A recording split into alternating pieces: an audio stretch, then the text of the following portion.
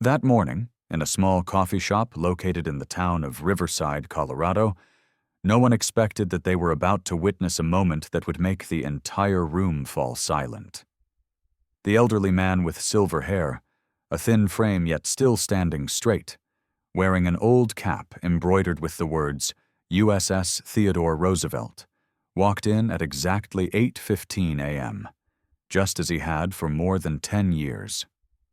His name was Earl Whitman, a former United States Navy sailor who had served for over 2 decades, surviving violent storms at sea and years of combat in far-off places. But that morning, Earl had no idea he was about to be mocked by 3 sharply dressed young men right in the middle of the shop, as they threw out insults about military veterans, about people who just sit there collecting benefits, before approaching Earl's table with an attitude full of disdain. The breaking point came when one of them splashed a cup of hot coffee onto his thigh, then laughed as the whole shop froze in discomfort, while no one dared stand up for him. Earl steadied himself, but his heart felt unbearably heavy, as if the respect he had spent his entire life protecting was trampled in an instant. And just when things seemed at their worst, the door swung open, and 5 rugged men in black leather jackets bearing the emblem of the Ridgehawks Motorcycle Club, a notorious biker group from the Rocky Mountains, walked in. They looked around, looked at the cap on Earl's head, then at the 3 young men occupying his table. No one in the shop knew that only a few minutes later, the atmosphere of the entire room would change completely. If you believe that acts of kindness still exist around us, please like and subscribe to the Kindness Stories 365 channel, and tell me where you're watching from so I can send you my warmest greeting. Earl Whitman was now 79 years old, living alone in a small wooden house just 6 blocks from the coffee shop. He had grown used to a quiet life after his wife, Lillian, passed away from cancer 7 years ago. Every Tuesday morning, he walked to Harper's Coffee House, where the smell of baked pastries, the sound of the espresso machine, and the warm greetings of the waitress. Jenna made him feel that life still held bits of warmth. Though his body ached more with age and his steps had slowed, his eyes still carried the steady resolve of someone who had once stood in raging seas and survived to return home. Earl always chose the table by the window, a worn wooden table with a small crack that his fingers often traced unconsciously. He read the newspaper, sipped black coffee from the sky-blue ceramic mug Jenna always set aside for him, and exchanged a few playful words with the lively young waitress, the daughter of the shop owner. Outwardly calm, Earl carried within him unspoken burdens. The 1974 storm that claimed 19 of his comrades, the countless sleepless nights filled with the roar of waves crashing back into his memory, and his greatest loss, his only son, Mark, who had followed his path into the Navy and died during a rescue mission in the Gulf of Aden more than 10 years prior. The Navy Cross that Mark left behind rested against Earl's chest every day, as if it were a piece of his heart he could never part with.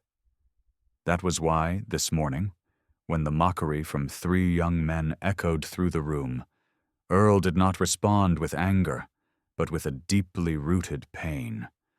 A pain he had lived with, yet had never truly overcome. Everything began when 3 young men, dressed sharply in ties, crisp white shirts, and gleaming shoes, walked into the shop with an air of exaggerated confidence. They spoke loudly about million-dollar deals, about budget cuts, and even mocked veterans who sit around collecting benefits. Earl pretended not to hear, though his heartbeat grew heavier when they began eyeing his cap. "This old man probably wears that hat to get discounts," one of them sneered. The second burst out laughing. "Bet he never even served. Just wants people to respect him for nothing." The shop fell silent. Jenna shot them a displeased look, but didn't know what to do while attending to customers. People in town were kind, but not the type to dive into trouble. When they approached Earl, he remained composed, folding his newspaper though his hands trembled slightly. "Gentlemen, I just want to enjoy my coffee in peace," he said quietly. But they didn't stop. The tallest one plopped down into Earl's seat, placing his foot on the opposite chair and blocking Earl's paper. The second pretended to spill coffee, letting hot drops fall onto Earl's newspaper before casually saying, "Sorry, old man."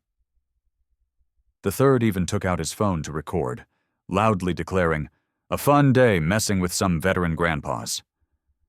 Earl tried to stay calm, but when the familiar blue mug was knocked over, spilling hot coffee onto his thigh, he jerked up in pain, startling everyone. "Careful, you don't break a hip, Gramps," the tall one cackled. Shame constricted Earl's chest. The sting of hot liquid was nothing compared to the hurt of having his years of sacrifice treated as meaningless. He bent to pick up his hat, but a wave of back pain washed over him, making him dizzy. The Navy Cross peeked out from beneath his shirt, prompting the trio to laugh louder. "What's that? Something he bought at an antique store?" Jenna held back tears. Harper, the shop owner, almost stepped in, but Earl shook his head. "It's all right," he whispered. But inside, the respect he thought had been preserved all these years crumbled. He decided to leave. Yet before he could turn around, the shop bell chimed, bringing a change no one saw coming. The familiar bell rang, but it sounded heavier than usual as the door opened. 5 men walked in, tall, bearded, clad in black leather jackets with the emblem of the Ridge Hawks Motorcycle Club, a wide-winged hawk displayed across their backs. Their heavy steps echoed against the wooden floor. The entire shop fell silent, including the 3 young men. Leading the group was a man in his 50s with salt and pepper hair, Clayton Briggs. He scanned the room before noticing Earl, trembling slightly, hat in hand, pants stained with coffee. Clayton's expression changed. He looked at the 3 young men sitting at the table. Then he looked again at the USS Roosevelt hat in Earl's grip. Clayton walked toward him, his voice low but full of respect.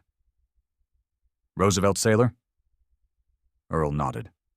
Clayton extended his hand. "My father served on that ship. He's passed on, but he always said those who survived the 1974 storm were the bravest men he ever knew." Earl froze, surprised someone still remembered that storm. Clayton glanced at Earl's stained pants, then at his biker brothers. With a simple nod, all of them moved toward the table occupied by the 3 young men. "Gentlemen," Clayton said, not loud but cold enough to send chills through the room. "This is his table." The tallest man stood abruptly. "We were here first." But before he could finish, another biker, Duke, towering like a boulder, stepped forward and simply stood there. No threats, just presence. And that was enough to make the man swallow hard. "We were just leaving," he stammered.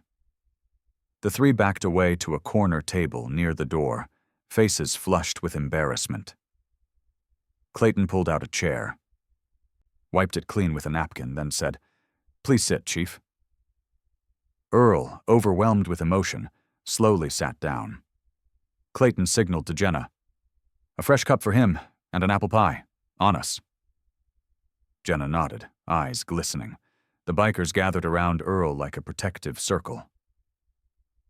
"Tell us about the Roosevelt," Duke said in his rough but gentle voice. Earl hesitated. It had been years since he last shared those memories, but the respect in their eyes opened something inside him. He told them about the storm that struck without warning, about tying himself to the railing to save 3 young sailors from being swept away, and about the 19 who never returned to the deck. The coffee shop grew as quiet as a chapel. Even customers from afar stopped their conversations, listening in solemn silence. Clayton placed a warm hand on Earl's shoulder. "My father told me about that night. He said those who jumped into the water to save others were heroes, even if they never called themselves one." Earl's eyes grew moist. For the first time in years, the memory no longer felt like a burden carried alone. In the corner, the three young men watched quietly. They were no longer laughing. Not because they feared the bikers, but because they finally realized they had mocked a life they never understood. When Earl finished speaking, the atmosphere in the shop felt different, as though a fog had cleared and people were seeing one another with newfound understanding. Clayton stood, pulling a small card from his jacket pocket. "This Saturday, we're doing a charity ride for the VA hospital. If you'd like, we'll have a sidecar reserved just for you." Earl let out a soft chuckle, a rare sound since his son passed away. "My hips aren't what they used to be." "That's all right," Duke said. "Our sidecars ride smoothly." Jenna set a fresh cup of coffee in front of Earl, her eyes filled with gratitude for the bikers. Harper stepped out from behind the counter, placing a firm hand on Earl's shoulder. "This table belongs to you. Any day, any time." Just then, the tallest of the three young men slowly approached, gripping the back of a chair. His expression bore none of the arrogance from earlier, only shame. "Sir," he said, voice trembling, "we were wrong. I didn't know." Earl looked at him for a long moment. In that instant, he no longer saw a disrespectful bully, but a young man too inexperienced to understand life's weight. "We all make mistakes," Earl said gently. "What matters is choosing to make things right." The young man nodded and hurried back to his seat. Clayton smiled. "My dad always said, a life is worth it if you can change even one heart." Shortly after, the bikers had to leave. Before walking out, Clayton shook Earl's hand firmly and gave him a respectful nod.